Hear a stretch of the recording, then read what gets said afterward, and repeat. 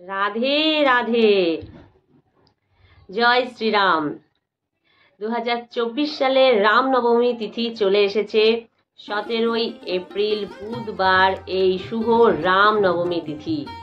চৈত্র মাসের শুক্লাপক্ষের যে নবমী তিথি তাই হলো রামনবমী তিথি, যে তিথিতে স্বয়ং রামচন্দ্র এই ধরায় আবির্ভূত হয়েছেন।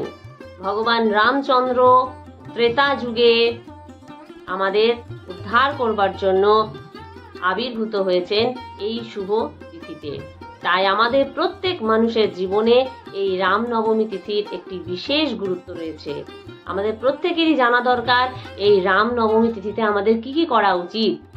আমরা প্রতিদিন জীবনযাপন করে চলেছি নিজেদের প্রয়োজনে, তো সেখানেও আমাদের অবশ্যই কিছু কিছু দিন আছে যেই দিনগুলি আমাদের নিজেদের প্রয়োজনেই সঠিকভাবে পালন করা দরকার। ঠিক যেরকম রামনবমী তিথি, জন্মাষ্টমী তিথি, ভগবানের যে আবির্ভাব তিথিগুলি, সেই তিথিগুলি আমাদের অবশ্যই পালন করা দরকার।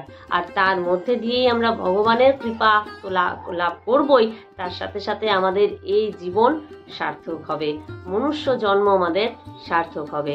তাই আমাদের চলুন শুনে নেওয়া যাক যে এই তিথিতে আমাদের কি কি করা উচিত। ত্রেতা যুগে ভগবান রামচন্দ্র আবির্ভূত হয়েছেন ধরায় প্রত্যেক জীবকে উদ্ধারের জন্য। ঠিক যখন রাবণের মতন রাজারা অত্যাচার করেছিল এবং দেবতারা পর্যন্ত বিচলিত হয়ে উঠেছিল, তাই তাদের কাতর প্রার্থনায় ভগবান শ্রী হরি এই রামাবতারে ধরিত্রীতে আসেন। তাই প্রত্যেক যুগে যুগে ভগবান আমাদের উদ্ধারের জন্য অবতীর্ণ হন। ঠিক সেই রকম ত্রেতা যুগেও ভগবান রামচন্দ্র রূপে তিনি আমাদের কাছে এসেছেন। তাই ভগবানের প্রত্যেকটি তিথি আমাদের কাছে পালনীয়, অর্থাৎ ভগবানের প্রত্যেকটি আবির্ভাব তিথি আমাদের কাছে পালনীয়। কারণ মনুষ্য জন্ম নিয়ে যদি ভগবানের আবির্ভাব তিথিগুলি সঠিকভাবে পালন না করতে পারি, তাহলে মনুষ্য জীবন পেয়েও আমাদের না পাওয়াই হয়ে যায়। কারণ আমরা একমাত্র মানুষরাই পারি ভগবানের এই আবির্ভাব তিথিগুলিকে সঠিকভাবে পালন করে আমাদের মানব জন্মকে সার্থক করে তুলতে। ভগবান রামচন্দ্র তিনি আবির্ভাব তার যে আবির্ভাব হয়েছে, তিনি যে আবির্ভূত হয়েছেন, তা কার জন্য? তা আমাদের জন্যই। তিনি নিরাকার পরম ব্রহ্ম পরমাত্মা, তাকে কি সাকার রূপ ধরে মনুষ্য জীবনে জ্বালা যন্ত্রণা ভোগ করতে কি আসার প্রয়োজন ছিল? আমাদের জন্যই তিনি এসেছেন। এবং মনুষ্য জাতি হিসেবে প্রত্যেক মানুষের জীবনে যেরকম সুখ দুঃখ সব রকমের অবস্থাকে সহ্য করতে হয়, ঠিক সেই রকম ভাবেই ভগবানও কিন্তু মনুষ্য রূপে এসে সব রকমের পরিস্থিতিকে ভোগ করেছেন, তা শুধুমাত্র আমাদের কল্যাণের জন্য। তাই আমাদের প্রত্যেকের উচিত ভগবানের এই আবির্ভাব তিথিগুলিকে সঠিকভাবে পালন করা। এবং এই যে চন্দ্রপঞ্জিকা অনুযায়ী চৈত্র মাসে শুক্লপক্ষের যে নবমী তিথি, তাই হলো রামনবমী তিথি। তা এবছর বৈশাখ মাসে পড়েছে এবং ইংরেজির 17ই এপ্রিল, আমি তো আগেই বললাম। তো এই দিনে আমরা কি কি করব, কিভাবে আমাদের পালন করা উচিত? ভগবান রামচন্দ্রর মধ্যাহ্নকালে যেহেতু আবির্ভাব, তাই ভগবানের মধ্যাহ্নকালে আমাদের অভিষেক করিয়ে তারপর ভগবানের সেবা পূজা, সকাল থেকেই আমাদের সেবা পূজা দেওয়ার পর মধ্যাহ্নকালে ভগবানের যদি বিগ্রহ থাকে আমাদের বাড়িতে বা চিত্রপট থাকে, তো চিত্রপটে অবশ্যই আমাদের তুলসীপত্র পুষ্প নিবেদন করতে হবে এবং বিগ্রহ থাকলে অভিষেক করাতে হবে। আর তারপর আমাদের ভোগ নিবেদন করে আরতি করে তারপর আমরা সেই ভগবানের কৃষ্ণ প্রসাদ আমরা গ্রহণ করতে পারি, ভগবানের প্রসাদ আমরা গ্রহণ করতে পারি, তা অন্ন প্রসাদও আমরা গ্রহণ করতে পারি। দুপুর 12টা পর্যন্ত আমাদের উপবাস থাকা নিয়ম এই রামনবমী তিথিতে। তো সেক্ষেত্রে অনেকে হয়তো রামনবমীতে সারাদিন উপবাস থাকতে চায়, তো সেক্ষেত্রে কোনো আপত্তি নেই, তারা সারাদিনই উপবাস থাকতে পারে। কিন্তু প্রকৃতপক্ষে শাস্ত্রানুযায়ী ভগবান রামচন্দ্রের এই আবির্ভাব তিথিতে, রামনবমী তিথিতে দুপুর 12টা পর্যন্ত উপবাসের নিয়ম রয়েছে।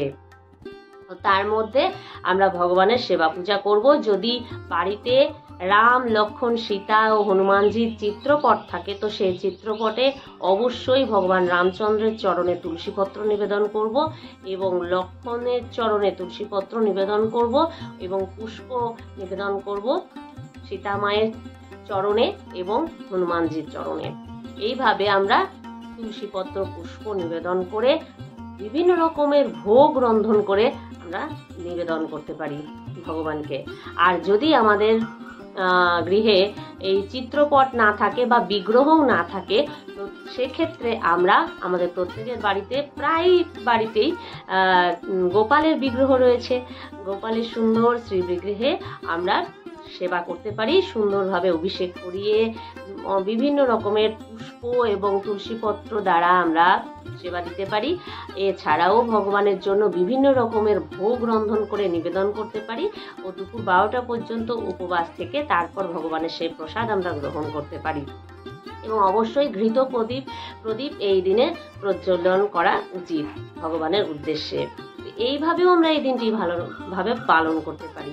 যদি রামনবমী তিথিতে অনেকে ভাবছে যে বাড়িতে তো ভগবান রামচন্দ্রের চিত্র নেই বা রাম, লক্ষ্মণ, সীতারও কোনো চিত্র নেই, বিগ্রহ নেই, তো সেক্ষেত্রে আমরা কিভাবে তার সেবা পূজা করব? সেক্ষেত্রে আমরা আমাদের ঘরে রাধাকৃষ্ণের চিত্রপটে বা রাধাকৃষ্ণের বিগ্রহে বা গোপাল বিগ্রহের আমরা সেবা পূজা দিয়ে সেখানে মনে মনে ভগবান শ্রীরামের প্রার্থনা করে, ভগবান শ্রীকৃষ্ণের পূজা করা মানেই ভগবান রামচন্দ্রের পূজা করা, তো সেক্ষেত্রে আমরা ভগবান শ্রীকৃষ্ণকে পুষ্প যখন নিবেদন করব, তুলসীপত্র নিবেদন করব, তখন ভগবান শ্রীরামকেও স্মরণ করে নিয়ে সেই তুলসী ও পুষ্প নিবেদন করব এবং বিভিন্ন রকমের ভোগ আমরা নিবেদন করতে পারি। সেক্ষেত্রেও ভোগ নিবেদন করার পরে আবার শ্রীরামচন্দ্রকে আমরা স্মরণ করে নিতে পারি। এইভাবে আমরা পূজা অর্চনা করতে পারি, ঘৃত প্রদীপ দ্বারা আরতি করতে পারি ও বিভিন্ন রকমের ভোগ রন্ধন করে আমরা নিবেদন করতে পারি। আর তাছাড়াও আমরা যদি আমাদের আশেপাশে কোথাও কোনো ভগবান রামের মন্দির থাকে, রাম মন্দির থাকে বা হনুমানজির মন্দিরেও ভগবান রামচন্দ্রের পূজা হয়ে থাকে, তো সেই সব মন্দিরে গিয়েও পূজা দিয়ে আসতে পারি। বাড়ির পূজা সেরে নিয়ে তারপরে মন্দিরেও আমরা পূজা দিয়ে আসতে পারি একটা। তো এইভাবে আমরা এই রামনবমী তিথিতে ভগবানের সেবা পূজা করতে পারি। আর এইভাবেই সারা দিনটি আমরা ভগবানের নাম নিতে নিতে অধিক রাম নাম আমাদের জপ করা উচিত। এই দিনে আমরা তো আমাদের নিজস্ব মন্ত্র জপ করবই এবং তার সাথে সাথে আমাদের অবশ্যই রাম নাম জপ করা উচিত। যেখানে আমাদের 1000 বার ভগবান নারায়ণের নাম নিলে আমরা যে ফল লাভ করি, তার 3 বার রাম নাম নিলে সেই ফল আমরা লাভ করে থাকি। তো এই রামচন্দ্রের তাই আমাদের অবশ্যই এই দিনে মানে কমসে কম 108 বার তার নাম জপ অবশ্যই করা উচিত। 108 বার ভগবান রামচন্দ্রের নাম আমাদের জপ করা উচিত, রাম রাম নাম জপ করা উচিত এবং রাম রাম রাম নামের সাথে সাথে আমাদের ভগবানের সেবা পূজা দিয়ে, মন্দিরের সেবা পূজা দিয়ে এই দিনটি কাটানো উচিত।